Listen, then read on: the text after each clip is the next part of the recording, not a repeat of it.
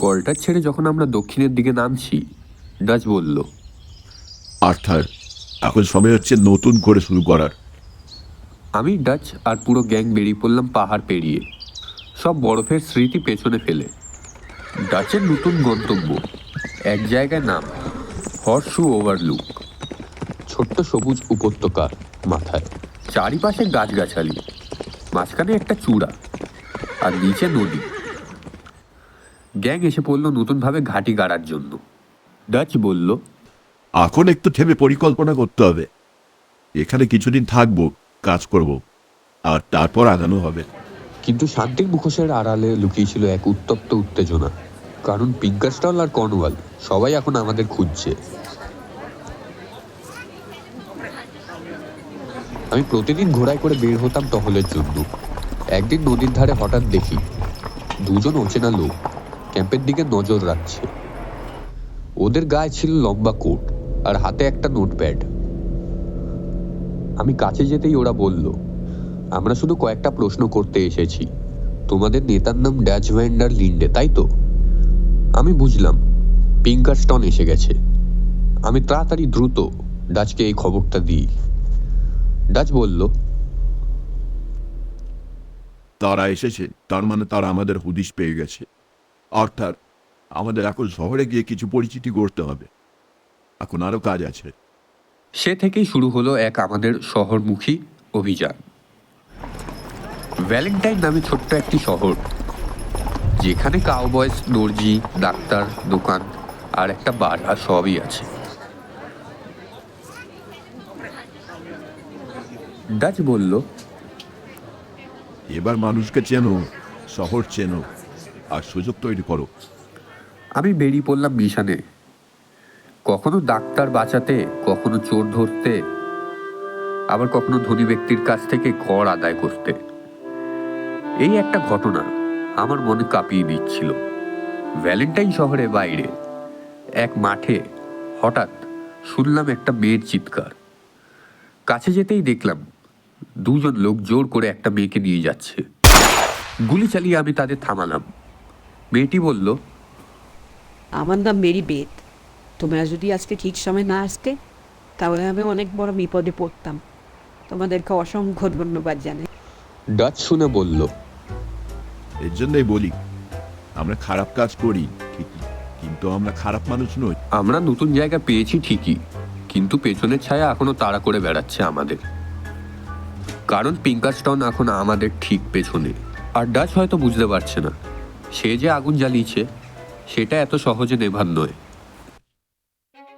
শুনলেন the forgotten oath সিরিজের episode number 9, দি horseshoe overlook. আশা করি গল্প ভালো লেগেছে। সিরিজটি খুব ছোট্ট ঠিকই, কিন্তু বানাতে অনেক সময় লেগেছে। আর আজকে ফাইনালি এপিসোড 10 কমপ্লিট। তো শুরু করছি আজকের গল্প। আর এখন শুনতে চলেছে episode 10, the letter from the past.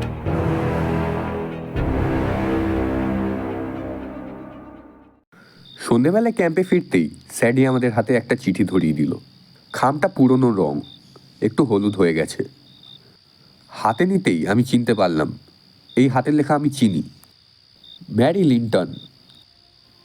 এক সময় আমি ওকে ভালোবাসতাম, আর এখন হঠাৎ করে সেই মেয়েটি আবার আমার কাছে চিঠি লিখেছে। আমি জঙ্গল পেরিয়ে পৌঁছালাম ভ্যালেন্টাইন শহরে, এক ছোট্ট হোটেলে, যেখানে ম্যারি অপেক্ষা করছিল আমার জন্য। আমি তার কাছে গেলাম। ও বলল, আর্থার, আমি জানি তুমি কি করো এখন। আমি অনেক বড় বিপদে। আজ আমি তোমার সাহায্য চাই।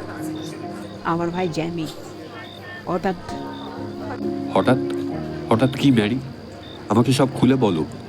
জ্যামি, ওর ছোট ভাই, একসময় বই পড়তো, চুপচাপ থাকতো, এখন এক ধর্মীয় গোষ্ঠীর পাল্লায় পড়েছে।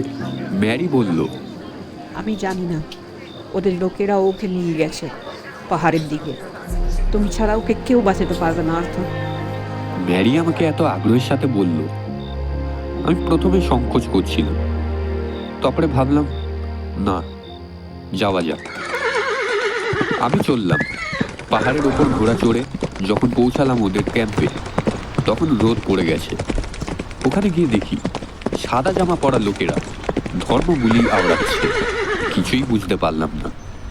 আর মাঝখানে জেবি, মুখ নিচু করে, ভয় আর দ্বিধায় ভরা চোখ। আমি কিছু না আটকিয়ে বললাম, জেবি বাড়ি চলো। কিন্তু সে বলল, আর্থার তুমি বুঝবে না, এখানে শান্তি আছে, তুমি যা করো সেটা নরকে নিয়ে যাবে।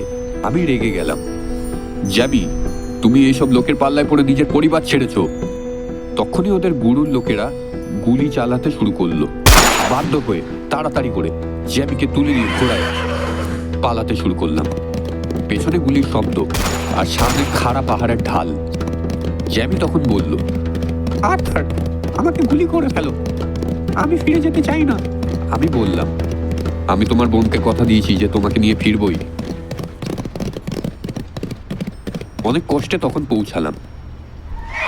শহরে ফেরার সময় জেমি চুপ করেই ছিল। ম্যারির কাছে যেতেই ম্যারি যখন ওকে দেখলো, চোখে জল চলে এলো। সে বলল, ধন্যবাদ আর্থার সব কিছুর জন্য। কিন্তু তুমি জানো তো, তুমি আর আমরা কোনোদিনও একসাথে হতে পারবো না। আমি মাথা নাড়ালাম, হ্যাঁ হয়তো না, কিন্তু আমি এখনো তোমাকে ভুলিনি। ম্যারি চলে গেল জেমিকে নিয়ে, আর আমি একা দাঁড়িয়ে রইলাম রাস্তায়, মাথার উপর ধূসর আকাশ।